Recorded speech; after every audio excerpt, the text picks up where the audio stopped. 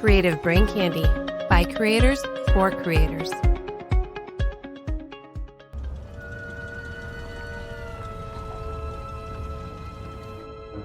Can you stop breathing in my ear? No. You guys, this is kind of stupid. Are you sure you didn't just see, like, a raccoon or, like, a possum? There!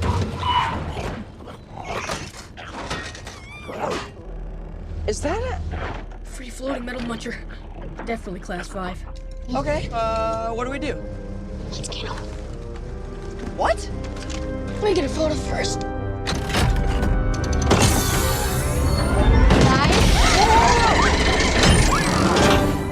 Oh, it has a gunner seat?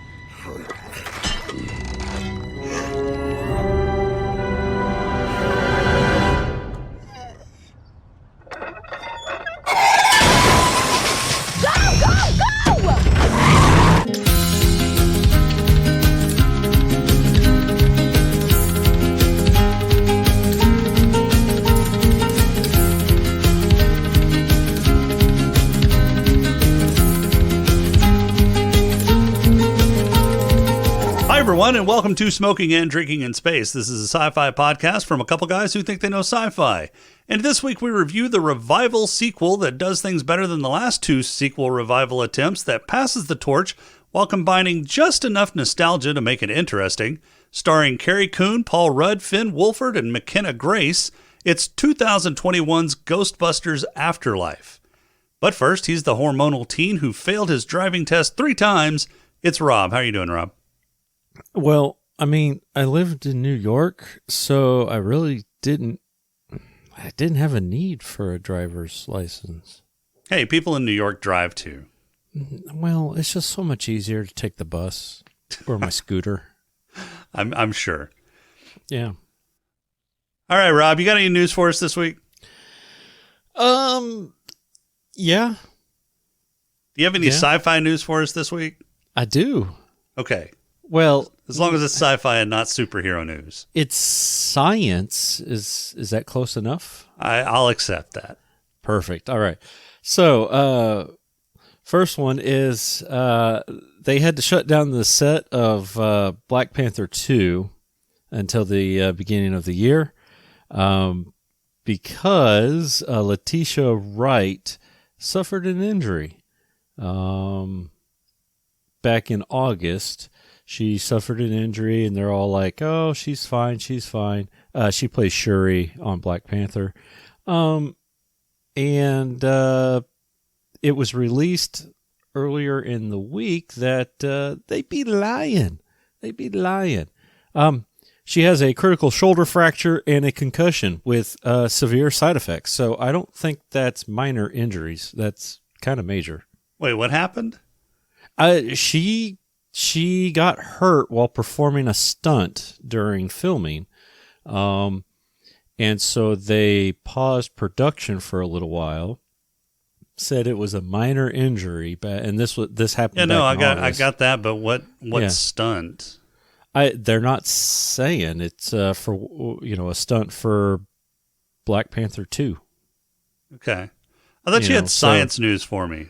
Well, I do, but I thought it'd be more entertaining to throw in the superhero news, even though I said it was science. I hate you. Why do you do this to me? What have I ever done to you to make it to where I deserve this kind of fucking abuse? You refused to do a limerick on my show. God damn it. Yeah, see, that's all it takes. Anyway, so they shut it down till the first of the year because apparently,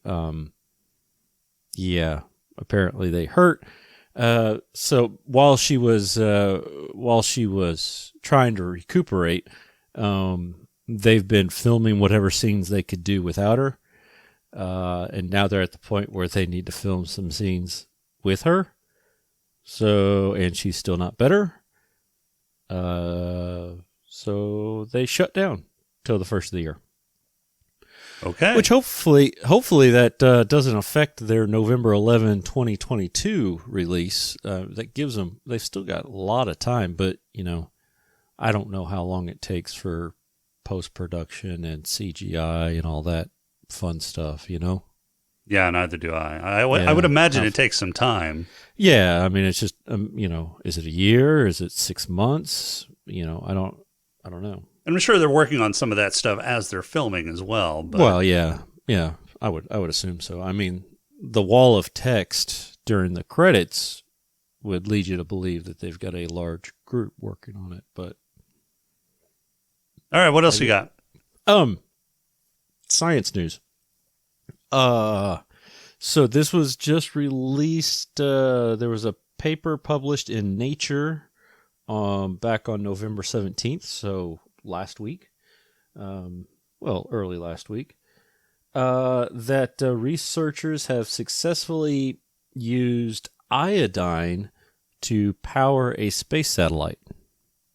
Oh, this is the electric engine satellite. Yeah. The electric, instead of using solid fuel or some other combustible propellant, they tried to use iodine, and using electric propulsion. Now this is to do and this was over at the European Space Agency. This is used to do altitude corrections or tiny maneuvers to get out of the way of debris or something like that.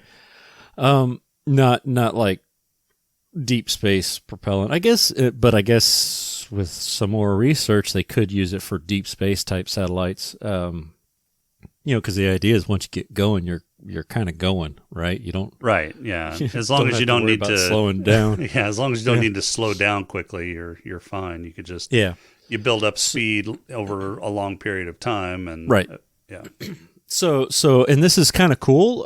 This is good because the implications of this is that right now the current propellant of choice is xenon, or krypton has been used as well. Xenon is found in trace amounts on the planet. It's not very widely widely available. So eventually it's going to run out. And iodine is, everywhere apparently. You can make iodine relatively easy. It's a much more abundant element, yes. Correct. Yeah. So they're excited about that. They used iodine on a back in 2020, November of 2020. Thrust Me is the which. When I first read that, I was like, wait, I think I own this domain. Yeah. When I first read that, I was like, holy shit, did this article just take a 180? I don't know. But it's this company called Thrust Me. I'm like, all right. It's a French space firm, so of course it is. Of course it is. Why not? They used it on a 44-pound satellite and had very good results from it, and are looking to expand that and maybe try to do it on a heavier satellite, I guess, and see how that goes. So I don't know. I thought that was kind of cool. They're coming up with something different. Yeah. Next is warp speed, right? Right. Yeah, it's just it's the next step in the evolution. Yeah, it is. Iodine, warp speed. Iodine to warp speed. Yeah. Yep. What else you got? That's it. I've got something else. Ghostbusters Afterlife related. Well, let us hear it. So it was, and I didn't realize this. Gozer was played by Olivia Wilde. Oh, no shit. Yeah, she took an uncredited role and played Gozer. I thought that Gozer the Gozerian. So I thought that was kind of interesting that it popped up on my news feed that she was in Afterlife, and I'm like, wait, what? No, she wasn't. I didn't see her. Well, she's the one that played Gozer the Gozerian, which was kind of amazing because it looked really similar to the original actress. Yeah, they did a good job of mimicking the clothing and the costuming and the makeup. Mm-hmm. of the original. So, but we'll get into that. Let's not dwell on that. I mean, we have a pod crawl to listen to first. We do have a pod crawl to listen to, but let's hear a commercial from one of the other podcasts on the CBC Co-op, shall we? If we must. I think we must. We must. We shall. Let's do it. Psst. Excuse us. We've been trying to reach you about your life's traumatic experiences. No, don't hit fast forward. We come in peace. I'm Jamie. And I'm Steph, and we're the hosts of the Stay Wild Trauma Child podcast. We are two best friends who are openly sharing their healing journeys while navigating sudden loss, parenthood, relationships, mental health, and so much more. So grab your favorite drink, get cozy, and join us every other Tuesday night for some hard truths, a whole lot of laughs, and maybe even a little bit of healing. We will shut up now and let you get back to your show. Stay wild, future trauma child. All right, so that was interesting and or entertaining. Yeah, check them out. Definitely go check them out at creativebraincandy.com. Yes. All right, who's ready for a pod crawl? Them. Yeah, sure. Let's do it, I guess. Let's do this. We can call it, I don't know, say a pod crawl? The pod crawl! Pod crawl! Pod crawl! Pod crawl! Excellent! Insert it deep! Pod crawl! Kind of like a space suppository full of information. It's been almost 40 years and Egon has lost his mind. He emptied out his Ghostbuster locker, along with the Ghostbuster mobile, and a bunch of other licensed Ghostbuster merch, and moved to Oklahoma, proving he's legally insane. Now known as the Dirt Farmer, Egon is still busting ghosts, and has bagged one, but while taking it back to the dirt farm, the ghost's jealous boyfriend follows him home. Egon anticipates this, and has a trap set, however the best laid plans of Egon's, and men end up killing Egon after his trap misfires, and the ghost has its revenge.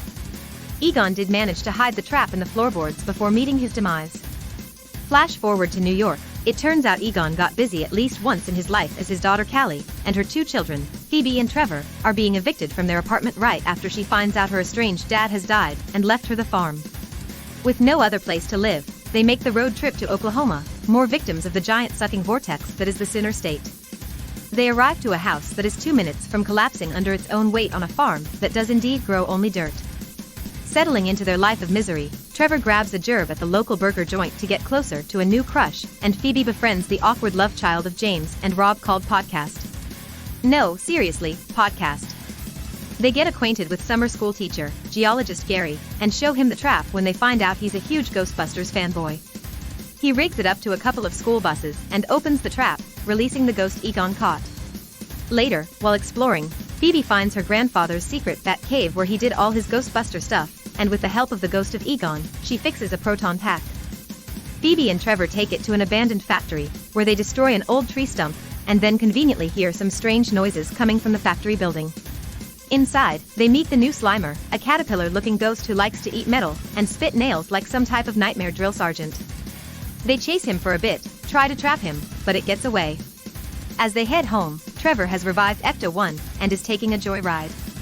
He almost kills Phoebe and Podcast as they reach the dirt farm, and they tell him they all need to play Ghostbuster for the afternoon and capture the Muncher ghost. They all drive into town, find Muncher, and then proceed to wreck the small town as they chase the metal-chewing larva phantom out of town. Phoebe manages to proton lasso the Spectre and Podcast uses an RC trap to capture it. They then get immediately arrested for massive property damage and thrown in jail. Callie and Gary interrupt their nascent date to bail the kids out, and then head home. Gary heads to grab some ice cream, and then gets possessed by a hellhound to become the new keymaster. Phoebe calls Ray at his bookstore, who tells her that Egon left with all their stuff, convinced that Gozer was going to come back. Callie finds Egon's secret man cave and realizes that her dad really did care after he finds a shrine to her honor. She then gets possessed by the other hellhound to become the gatekeeper. While the kids are heading to the old abandoned mine to check things out, Gary unlocks Callie's gate, and they head to the mine. The kids discover Egon's spirit puke suppression system, and the tomb of Lennon's brother, and head back to the dirt farm to figure things out. Keymaster Gary destroys the vomit cork, and an unholy skybeam appears. The kids figure out Egon's plan, and head back to the mine to bust some ghosts. They meet Gozer, and after some really bad dad jokes, they disrupt Gozer's plans by relieving Callie from her gatekeeper duties by trapping the hellhound possessing her. They bolt back to the farm to spring the trap, but it fails to go off again, and Gozer gets the upper hand. Just as Gozer is about to toast the new Ghostbusters, the old Ghostbusters show up and show just how old they are as they have their asses handed to them. But by literally handing over the proton pack from one generation to the next, they manage to trap Gozer with the power of grain elevators and save the day. Peter, Ray and Winston say their goodbyes to Egon, Callie gets the hug she's missed for almost 30 years, and roll Winston lovingly stroking Ecto-1 back in the New York firehouse post-credits foreshadowing the sequel they don't need to make, credits. All right, Ghostbusters Afterlife 2021. It's been about 30 years in the making, almost 40 since the original. First impressions, what'd you think? This seemed very, very familiar. Yeah, it did kind of march to the same beat as the first one, didn't it? Yeah. I like this one better than Ghostbusters 2. Oh, by far. I would have been okay with this being made instead of Ghostbusters 2. I think a lot of people would have, yeah. I thought it was good overall. Yeah, I did too. Very repeat. Yeah, and I think that was probably intentional. So I think they were trying to kind of do both a sequel revival type thing where they were trying to kind of pass the torch on to the next generation while still keeping the thematic qualities and kind of the spirit of the original intact, right? It did follow along the same kind of overall plot line of the first one in terms of the sequences that led up to the finale, but it also kind of carried on the story of the first one in that it was truly a sequel. I mean, it was a continuation of the first movie. The events were tied together, but this was kind of the culmination of the first two movies. Yeah. I mean, yeah. I don't know. I mean, I didn't hate it. But it was very repetitive. I mean, it was kind of like, oh, okay. Now at first you don't really notice it until, spoiler, Gozer. Then you're like, oh. Yeah, they're bringing back Gozer. Oh, so it turned out... They brought back Gozer, okay. Well, they kind of expanded on the mythology, right? So they kind of touched on a lot of the points that were made in the first movie. The architect that designed the building where Gozer manifested the first time, he had references. Bought the whole place. Yeah, he had bought and built the whole place, and he built it with the beams that they ended up mining the ore from this mine in Oklahoma, and it was selenium. Selenium. So these were selenium alloy beams that they used in the building in New York, and the whole reason it turns out that the guy used these selenium beams was to bring about Gozer. Well, it turned out that the Ghostbusters, thwarted that plan the first time, and so he had, I guess, made a backup plan in Oklahoma itself in the mind that he dug up all the selenium for these beams and created a temple in Oklahoma to kind of do the same thing. Yeah. Do you think this was a backup plan originally, or did this happen after New York? No, this would have been before, because he had died long before New York, right? I don't remember what the tomb said, or the thing on his sarcophagus thing. I don't know what it said. Yeah, I want to say that was probably around the turn of the century. So it would have been probably 1900 to 1920. Okay. I've only seen the movie once, and it was in the theaters, and so I may have my facts a little off on this. Yeah, but I don't recall when it said he died. I thought it said the 40s, but it may have been the 40s. It may have been as late as the 40s, but it definitely wasn't in the 80s. No. So the shrine or the temple that he built in Oklahoma would have been predated. Would have predated the building, I think. Well, Not necessarily. If he built the building in New York around the, I guess the 1920s or 1940s or whenever it was built, because he had the selenium beams. So the building and the temple probably came up around the same time. Yeah, maybe. And it just well, it happened wasn't. Well, they said that it wasn't a at first. Those things just showed up, the carvings and all that kind of stuff. But that's what. Well, okay, that's what podcast said. That's what podcast said, but that's also why they abandoned the mine too, right? It's because people were dying. They saw that, and people started dying, and I'm pretty sure that he had created that, and there may have been some,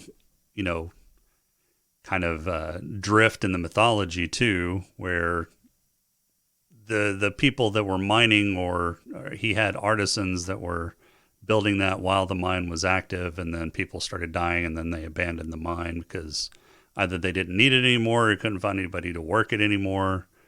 Who knows? They're not super specific in the mythology. No, in they're this not. movie, so they kind of laid the overarching groundwork and then moved on. But no, I thought it was a fine line that they walked between bringing in the old aspects and kind of expanding on the mythology a bit, as well as they didn't overdo the nostalgia for the most part. I mean, they did.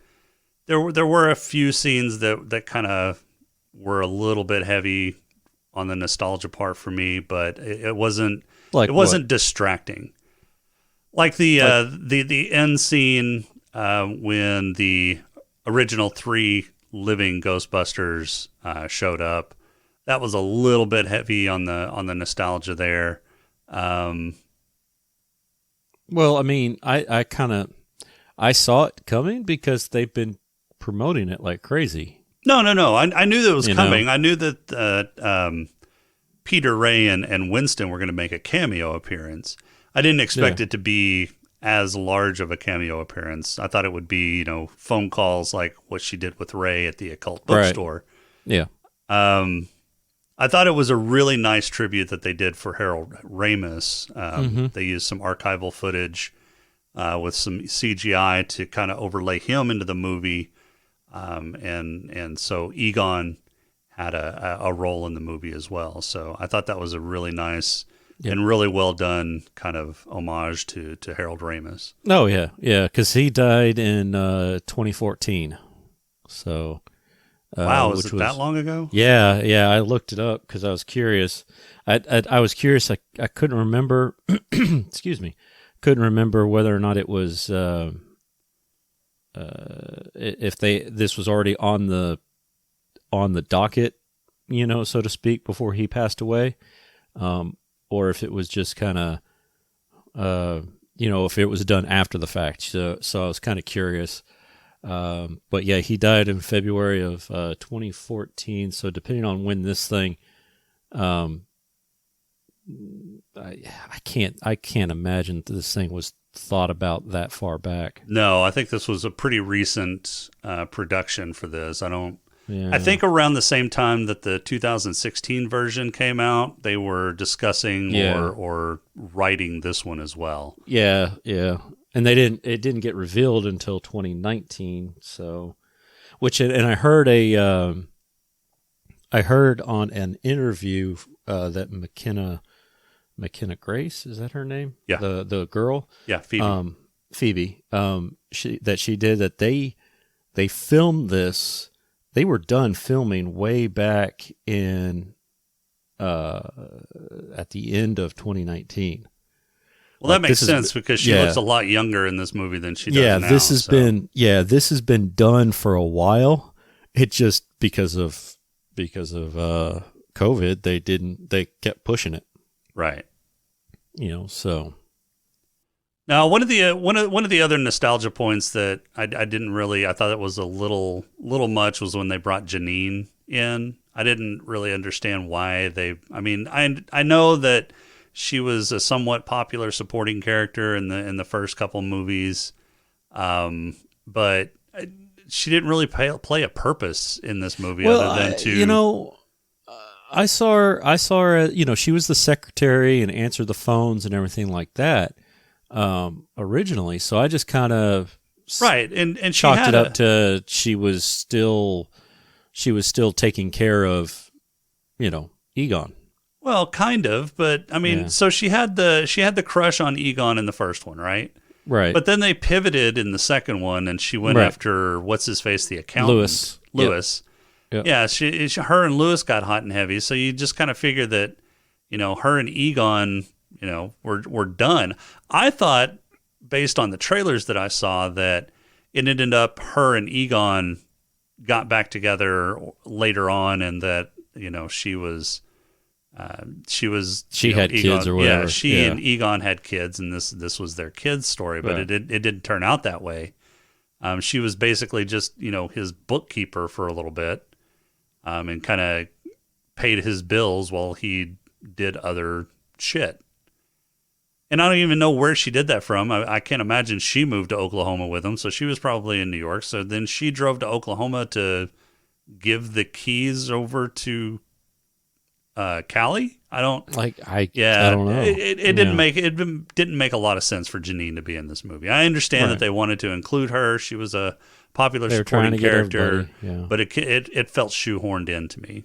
Yeah. So according to Wikipedia, holder of all knowledge, there was movement to create a sequel back in 2004, and then it kind of stalled, and then got picked up again in August of 2011. There was plans. Aykroyd said that there was plans to begin filming later that year. Ivan Reitman was already on board back in 2010, and they had pretty much gotten everybody set up. And then by 2013, they were getting ready to start doing stuff. And I guess, and then when Harold died, they kind of paused again. Wow. So- Okay. So it'd been in the works. So I mean, I think there was always the plan of them for passing the buck type of deal. Well, You there know. was some animosity between Bill Murray and Harold Ramis for a while too. They Right, yeah. weren't exactly on speaking terms for quite a while. So I wonder how Yeah. much that played into it. Yeah, 'Cause, I mean, you really can't and have a Murray ghost- doesn't like. Yeah. Well, they can reconciled before Yeah. Ramis's death. So Yeah. I think when Ramis got sick is what I saw in a documentary, is when Ramis got sick that they'd kind of reconciled and buried the hatchet. But you can't have a Ghostbusters movie without all four of them in it. Right. It just doesn't make sense. And so if they weren't really on speaking terms back in 2004, whenever they were doing this originally, I can see the delay in that. Yeah, and Murray was kind of the holdout anyway, because he stated that he dislikes sequels. So he doesn't like doing sequels. Well, but he did Ghostbusters too. I know, right? Well, that was back. That was back when he was looking for that buck. That Now- sweet paycheck. Yeah. Now he could be a little. Now he's an picky, artist. whereas- Yeah, artiste. Right. Learned from Dana, right? And don't get me wrong, I love Bill Murray and most of the stuff that he's done. He's a great actor. He's a great comedic actor. I think he does some pretty good dramas too. So, but yeah, the fact that he says I don't do sequels and he did Ghostbusters 2, which was an awful sequel. Maybe that's what turned him off of sequels. Well, after maybe that. it might. Yeah, be he that. goes, "I'll screw this. I'm not doing it ever again." Right. Yeah. I'm trying to think what other sequels he's done. Was Was he in the second Caddyshack? I don't think he was. Let's look. I'll research on the fly. Yeah. I got to find his filmography. There it is. Ghostbusters 2. No, I don't see him in. So he's just in Caddyshack. He wasn't in, I can't remember Caddyshack 80, 2 that much. 80 was Caddyshack. Yep. Nothing about Caddyshack 2. Yeah, so I'm trying to think. I don't think I've seen him in a sequel other than Ghostbusters and Ghostbusters 2. No, Not a single one. I don't. Okay, so apparently he was in Ghostbusters the 2016. Yeah, he had a cameo in that, but he wasn't playing Peter Venkman. Oh yeah, he was playing Martin Hayes. Right. Oh no. He did do Zombieland Double Tap. Did he? Yeah, he played himself. Like, I guess they just brought him up one last time, and then I think he came back as a zombie because they shot him, I think, in the first one. Well, yeah. And then he came back, I think, in the second one as an actual zombie. Oh, okay. So, but yeah, how did that happen? Because I thought you had to be bitten to come back as a zombie. Look, I don't know. I don't know why they brought him back. It was a cameo. Yeah, it says it as himself.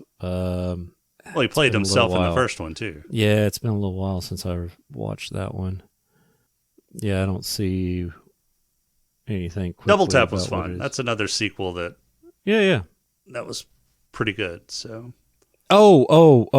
That's right. Bill Murray was being interviewed.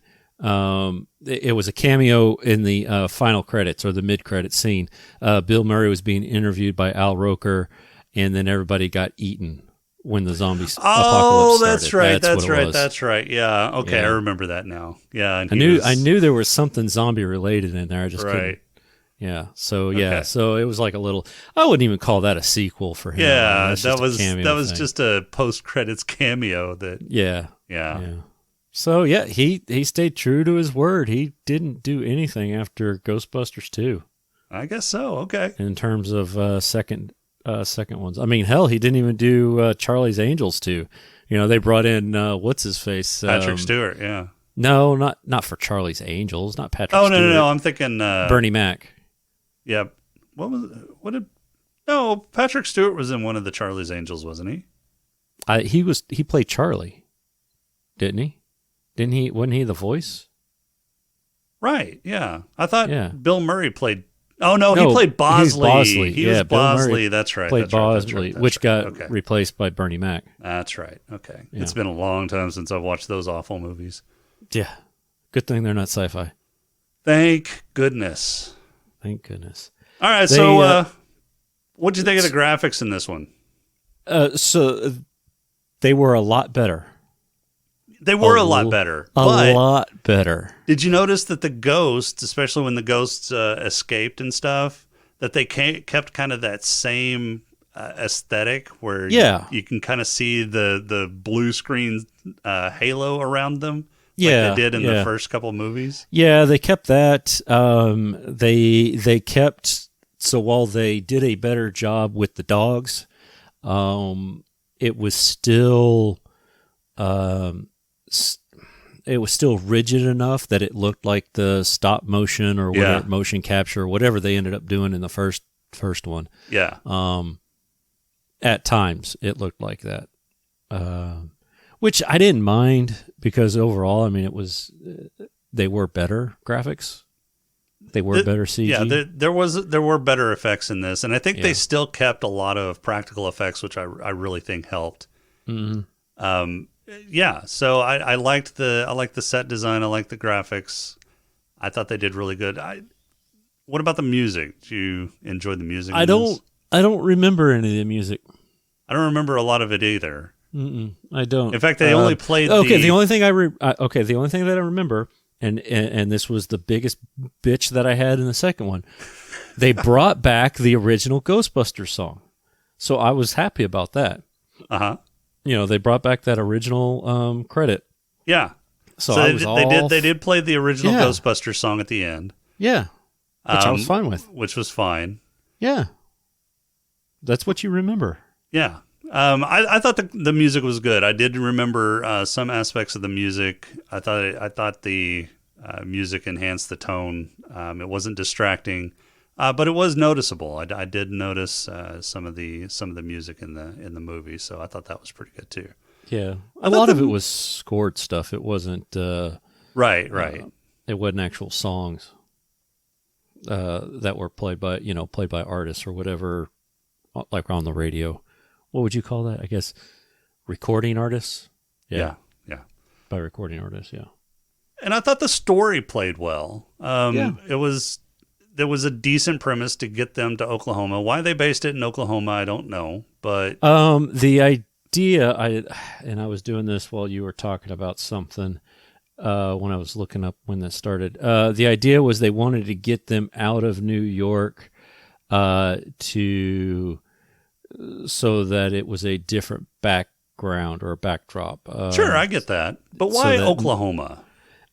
Why did they choose that Midwestern state? Yeah. I don't know. Because they could have chosen Oklahoma, Kansas, or Nebraska, because there's like a whole lot of nothing in that area. Perfect. Right? So go for Kansas or Nebraska. Well, no, because then they already knew this. If they would have gone with like Kansas or Nebraska, there's a lot of corn there. And they were going to get all those freaky deaky guys from Iowa watching it, thinking it was something else. You know? So they moved it south into Oklahoma. Yeah. That way they get all the cross Canadian ragweed fans. Oh my God. All right. Yeah. So, I thought the story elements were good. I thought that Paul Rudd, who is 2021's sexiest man alive, yes, he is, had a really good chemistry with Carrie Coons. Yeah. I thought they played off of each other well. I thought Carrie Coons was a good choice for the mom in this. Did a pretty good job. The casting was really good. Finn Wolford. He's he's a lot different than whenever I first saw him in Stranger Things. He's eventually gonna grow into his nose and ears at some point, I'm sure. Yeah, I don't know. Maybe not. Maybe not. But I thought he did an okay job playing the awkward teenager. I thought Grace McKenna was an excellent job playing the new Egon, because that's basically what she was. Yeah, she was the new Egon. Well, I mean, they had one of everything, right? So you had Grace as Egon. You had your obligatory black person, right? They just gender swapped it again. And then you've got Podcast, who I would say was more along the Ray sort of that would definitely be the Ray analog. Yeah. And then you had Wolf, whatever his name is, Finn Wolford. Yeah, Finn Wolford, who was, I wouldn't say that he was a Bill Murray, but he kind of took that spot. He didn't have the cavalier, everything's a joke type of aspect. Actually, I think that he would have been more of the Winston character, and Lucky would have been more of the Peter character. Okay. Just based off of their personalities. Personalities, yes. Yeah. But you had to. Well, no, I guess nothing says that the Winston analog had to be a person of color, huh? Right. Yeah. But they did have to make sure they had one in there. Sure. Because it was like a parallel. That was the thing. I'm like, when I'm sitting there and I'm watching this and it's getting there, I'm like, man, this is familiar. And then it started hitting on me. I'm like, because at first, it was Podcast and Phoebe, and I'm like, okay, so it's only a couple of them doing Ghostbusting now. Okay, I'm okay with that. All right. Oh, they're bringing in Paul Rudd. Okay, so he's going to be part of the group, because he was a super fan. No, he's Lewis. Yeah, he's basically Lewis. He's the comic relief. Yeah, and I'm like, but at that point, I'm thinking, okay, they're bringing in a guy, because they started the whole thing. They released the dude and everything, and I'm like, okay, so there's our new Ghostbuster team. We got an older guy. Somebody needs to drive the car, right? So, and then we got the other two, and then it just started moving from there, and I'm like, oh, holy shit. What really got me is when, and I kid you not, during the movie, when they're going and they're doing their stuff, and I'm like, what the hell is Lucky here for? She doesn't do anything. And then it dawned on me, I'm like, oh my God, it's the obligatory black person. It's Winston all over again. Right. He's just there. She's just there to be there, you know? And I'm like, they just did parallels. And that's when it really hit me. I'm like, oh, geez. And then they bring up Gozer. You know, at first I was thinking it was going to be something else, but then they actually, you know, when they were starting to do the research and they saw Gozer, I was like, oh, dang it, this is like all over again. Yeah. So they were paralleling the Yes. first movie, and I think it worked. I mean, Yeah, like I said, I wasn't against it. there was some nostalgia heavy moments, and I think they walked that line. I don't think they crossed it more than once, maybe twice, in going a little bit overboard on the nostalgia. But I think they did enough to bring old fans in and entertain them, as well as do enough to modernize it to bring in new fans. Right. And I think the thing with Harold was just enough. Right. I liked how they did it, how they had it at the beginning. Like I knew it was Egon. Yeah, you could definitely tell just by the silhouette that it was Egon. Yeah. I was like, okay, that's Egon. But then they never show him or anything like that, and it's like, okay, that's kind of interesting, because I knew he was dead. I'm like, okay, so they're just bringing him in like that. And then they did the CG thing. I'm like, oh, now that's smooth. Yeah. I mean, that's what I was thinking. I was like, man, that's I knew it was CG, but it looked good. Well, and but it wasn't. It was archival footage that they overlaid. Yeah. Was all of that archival? Almost all of it, yeah. Okay. Almost all of it was done through photos and archival video that they overlaid. Right. Yeah. And then they just doctored it up to make him look a little older and what have you. Yep. And give him a beard and everything. Yep. Because, spoiler, Harold was a big old boy when he got older. Yeah, he found Twinkies in his older age. Yeah. He found some Twinkies for sure. So I liked it. I wouldn't say I teared up, but it did get me a little bit, when they were all four of the old guys were standing there. Yeah, I got you a little in the feels. Yeah, I got a little feely there, and I was like, oh, no, that's cool. They did that right. It was more of a, okay, they did right by him. Yeah, and I really liked the goodbyes that each of the original Ghostbusters got to see or tell them, or they got to say their goodbyes kind of through the movie, and of course, Callie gets to say goodbye to the dad that she never really got to know because hug him. Yeah, and hug him, and because he left when she was young to kind of suppress this evil that was trying to come in the world, and nobody was going to believe him. That's probably why he didn't tell anybody. So, yeah, but you would have thought after suppressing it the first couple times or whatever, people would have started to believe him. At least his old friends, his old coworkers. Yeah, maybe. Yeah, I mean, because he had a whole elaborate suppression mechanism set up. You would have thought that he could have reached out to at least Ray, and Ray would have believed him and maybe. Well, it sounded like Ray was a little pissed off because he stole everything. He left. I mean, the Ghostbusters, apparently ghosts were waning in New York after the events of Ghostbusters 2, and so they didn't have a lot of work. They were financially strapped. And so then when Egon just kind of up and left with the majority of their equipment and left them hanging in the wind, then that probably kind of fucked them up. It was interesting to see that Peter and Winston both went on to really successful careers, and Ray just had his bookshop. Yeah, his occult bookshop. Yeah, he never got out of. He never moved on. I don't think.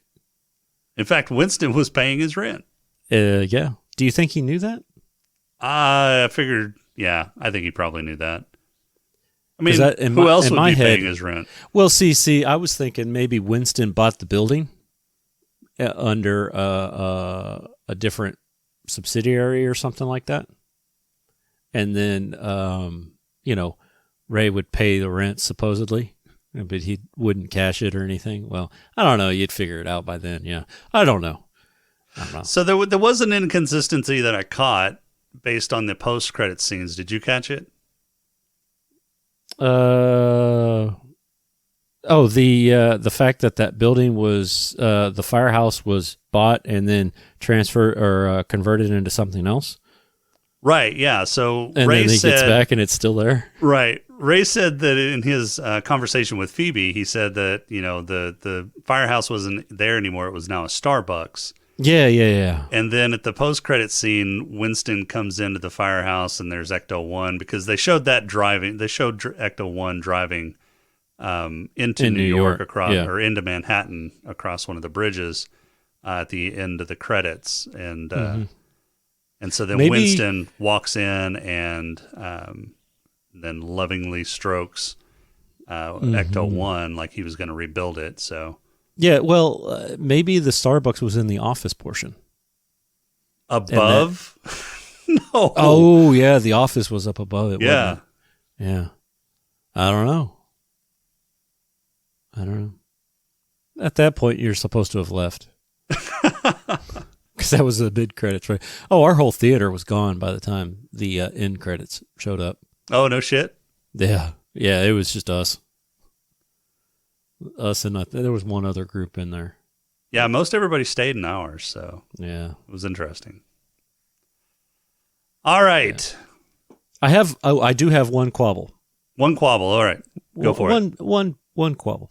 There is no way in hell that RC trap would have kept up and stayed in front of that car. That's not true. RC cars can go fast for that long. That's my thing. Is I mean they were miles, right? So they started in town. Yeah, that's true. So it may not have been able to. The way. It may not have had the battery power to. Although their proton packs are based off of nuclear power, so maybe the RC car was too. It's powered by the souls of the damned. Maybe, yeah. No, I mean RC cars. It would have been able to keep up with the car, I think, as long as the car wasn't doing just like a bat out of hell. But yeah, you're right. The battery, if it was just running off of a conventional like rechargeable battery, I don't think it would have had the legs that they showed. Yeah, and that was my biggest thing. Was it was like, man, that thing is going forever, and it, eventually it ends up back in the car. It's like, okay, recharge time. But then, and I had a question for you. Stay Puft. Did you like him? It was funny. It was. I think it was a nice little light break. Yeah. In the middle of the movie before it really got serious. Yeah. I think Paul Rudd played that pretty well, and it was one of those things where it started out real cute and then it got real fucking dark and disturbing real quick. Very fast. Yes. It was definite shock factor without relying on jump scares or gore. Right. Although yeah. I guess you could call it somewhat gore. It was gory. It was cute gory. All right, you got a haiku for us this week? Yes, I do.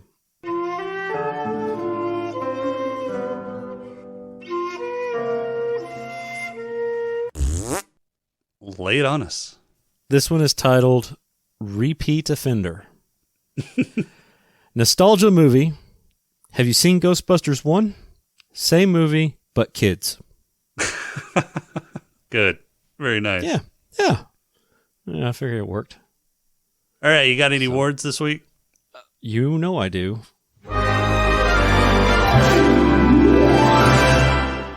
Who's got your black lung? Oh, I gave it to the Stay Puft Barbecue. Yeah, that one's getting mine too. The Stay Puft, little Stay Puft Marshmallow Man that got torched. He got torched and he seemed happy about it. Yeah, they were all happy to just get murdered. They were so happy to get turned into that one was like getting tucked into a s'mores. Yeah. I was like, oh my god. Well, the one that was in the blender was smiling the entire time. Whenever they liquefied him, it was still smiling. Yeah. It was like, oh my god, these guys. It was gruesome. Yeah. So the Stay Puft Marshmallow guy is getting mine as well. All right. Who's got your head lush? I'm gonna go with Paul and Callie. there when they went on their date. It looked like they had something with an umbrella, didn't they? Or it was some sort of Tahiti drink or something. I don't. Tahitian? No. What is that? Hawaiian drink. Tiki drink. Oh, okay. Because they were in some sort of like it was a Chinese restaurant or something like that, wasn't it? Yeah. Yeah, but it looked like they had some sort of frou-frou drink that they were drinking. Okay. Maybe, I don't know. That was the only place I could think of drinking happening. Yeah, so Callie gets mine because towards the beginning of the movie, whenever she first gets to when she first gets to the farmhouse, she really wants a stiff drink at that point. She's looking for a bar. Yeah. When they get into town, her son Trevor says, "What? There's not even a bar?" She goes, "There better be a bar."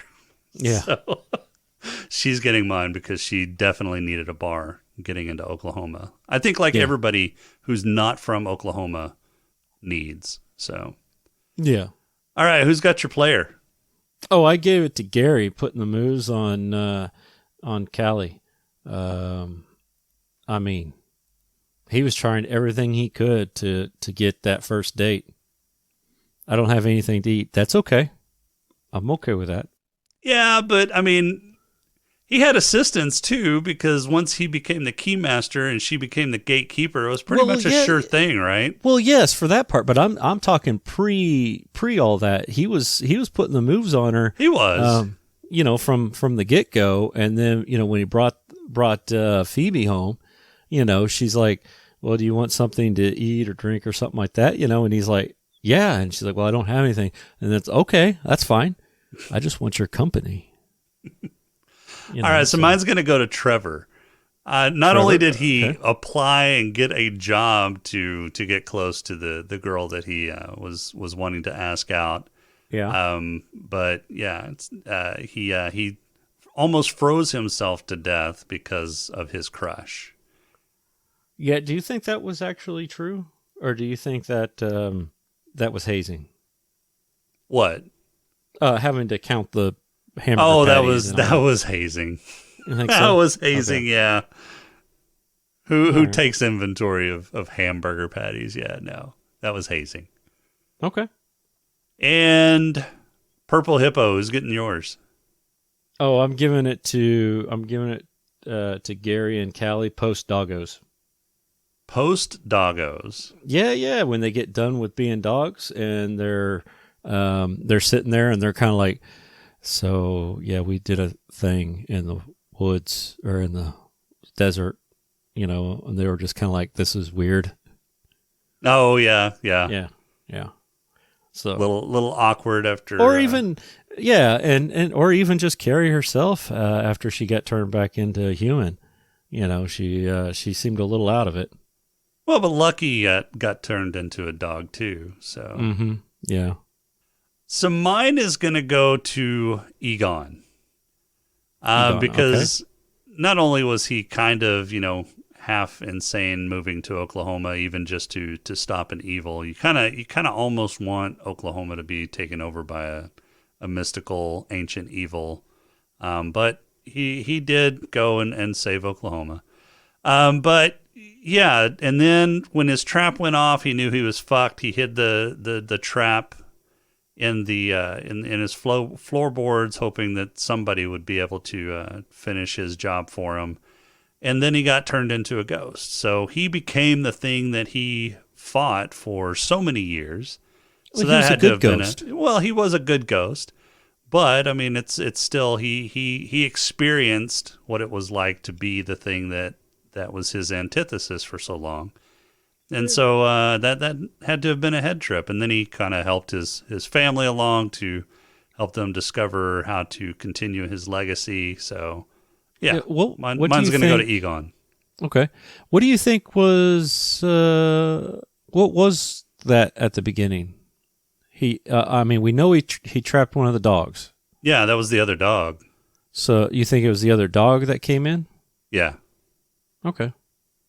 Yeah, that's what I'm figuring, because when Carrie, or when Callie was in his man cave, you saw the same mist that was chasing Egon come down into the man cave and attack her. So that was one of the doggos.